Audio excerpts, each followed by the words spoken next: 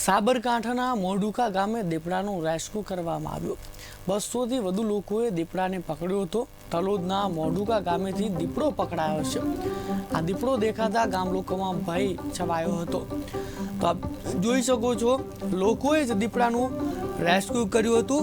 One વિભાગની કામગીરી સામે પણ એક પ્રકારે સવાલો ઊભા થયા છે, કારણ કે ગામ લોકોએ જાતે દીપડાને પકડ્યો હતો।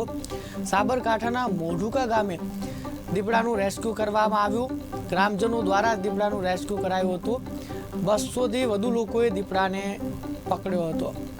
આપ જોઈ શકો છો આ દ્રશ્યો, તલોદના મોઢુકા ગામેથી દીપડો પકડાયો છે, પરંતુ ગામ લોકો દ્વારા એક પ્રકારે દીપડા પર હુમલો પણ કરવામાં આવ્યો હતો। આપ જોઈ શકો છો, દીપડાને ધોકા અને લાકડીઓ જે છે તે લઈને દીપડાને માર મારીને દીપડાને પકડવામાં આવ્યો હતો। મહત્વનું છે કે આ જંગલી જનાવર જો કોઈ પર હુમલો કરે છે તો તેના માટે જવાબદાર કોણ, અને આ જો જંગલી જે પ્રાણી છે તેને આ રીતે રેસ્ક્યુ કરવામાં આવ્યું તે પણ એક મોટો સવાલ છે। વન વિભાગના કર્મી પણ સાથે દેખાઈ રહ્યા છે। આપ જોઈ શકો છો, બંને દ્રશ્યોમાં દીપડાને રેસ્ક્યુ કરવામાં આવી રહ્યો હતો। આ પ્રકારે રેસ્ક્યુ કરવામાં આવ્યો, પાંજરું મૂકવાની જગ્યાએ હાથમાં દંડા લઈને જંગલી પ્રાણીને મારી રહ્યા છે લોકો।